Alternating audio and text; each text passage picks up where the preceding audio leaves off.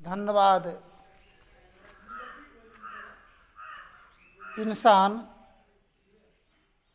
इंसान को जब पटक देता है अपने शक्ति के बल पर, उठ करके खड़ा हो सकता है, दूसरा रास्ता मिल सकता है, किंतु समय जब पटक देता है तो चारा कहीं नहीं मिलता है उठ करके खड़ा होने का। जीवन भर त्राही त्राही करते दम तोड़ देता है इंसान। एक इंसान एक दूसरे का मांस खाने में लगे हुए हैं। मांस का मतलब होता क्या है? मांस को खाता कौन है, इस बात को जानने की जरूरत है। मांस कहते हैं किसे? मांस कहता है महीना को। उस महीना को खाता है पूर्णिमा। जब चांद उगता है, आस्ते आस्ते भरते भरते भरते भरते एक दिन पूर्णिमा होता है, चांद खत्म, मांस को खाया, पूर्णिमा। हम लोग सोचते हैं यही खस्सी बकरी मुर्गा मुर्गी का मांस खाना चाहिए। मांस का मतलब दूसरा है। और मांस महीना कहते हैं माँ बहनों को जो होती है ऋतुकालीन अवस्था, वो भी एक मांस है। उस इच्छा रूपी विचारधारा को उसको कौन खाता है? पुरुष खाता है। संतुष्ट हो जाता है एक आत्मा से एक आत्मा। तो मांस खाने का मतलब यही हुआ। एक छोटा दृष्टांत है। पुतहु प्रतिष्ठा होती है, पोता पद प्रतिष्ठा होता है। जब पुत्रवधू घर में आती है, आते ही वह जिस प्रकार अमीन नक्शा के द्वारा सभी पता लगा लेता है किसका कहाँ खता खिसरा रकबा क्या है नहीं है, उसी प्रकार सभी को आंक लेती है, सारे रहस्यों को जान लेती है।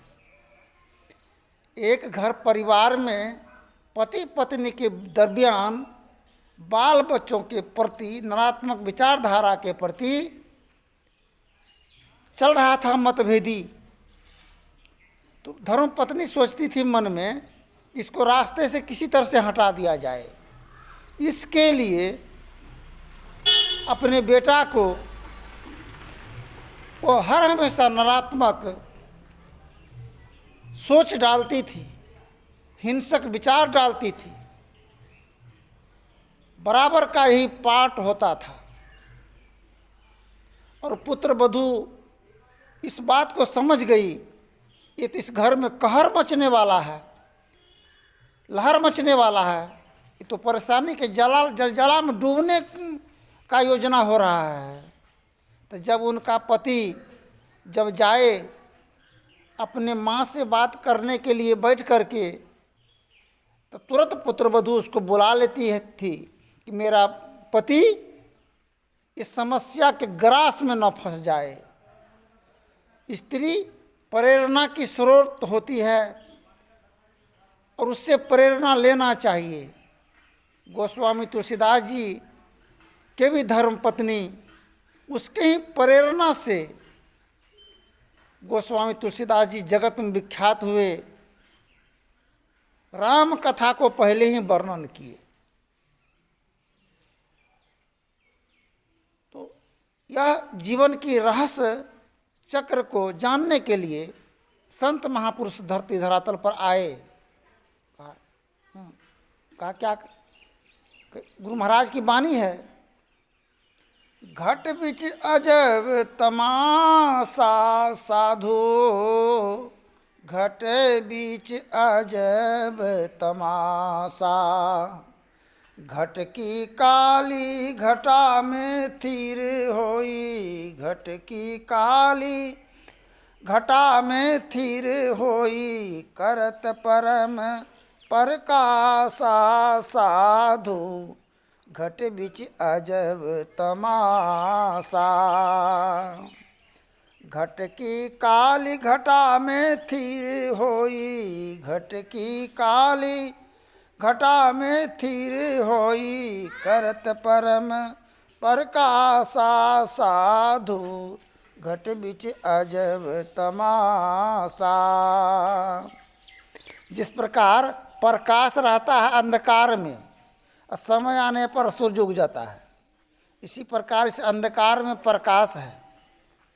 इस प्रकाश को ध्यान के ही माध्यम से हम जान पाएंगे, तब क्या हो जाएगा? पूर्णिमा, पूर्ण आत्मा, संपूर्ण मन शांत। क्यों छल प्रपंच रहेगा? सारे क्रोध विरोध अहंकार घमंड छल प्रपंच आदि बुराई का नाश हो जाता है। इंसान जीवन धन एवं कृतार्थ हो जाता है, परमात्मा तुल बन जाते हैं, उनका वचन चलने लगता है, जो कहेगा वही होगा। इसलिए बिगड़े को विमल बनाओ साधु। संत महात्मा बिगड़ा को विमल बनाने के लिए आते हैं। जिस प्रकार दही जमाने के लिए जोरन की जरूरत पड़ता है, तो जोरन के समान है पुरुष, अब पुरुष का ही दूध है। स्त्री एक माध्यम, लदिया मटकूरी के समान माध्यम है। ये समझ इस हर एक बात का वो जानने के लिए हम लोगों को संत महात्मा के क्लास में जाकर के ही आत्मज्ञान की प्राप्ति होगा। धन्यवाद। जय हिंद, जय भारत। फिर आगे की प्रसंग में बोलेंगे।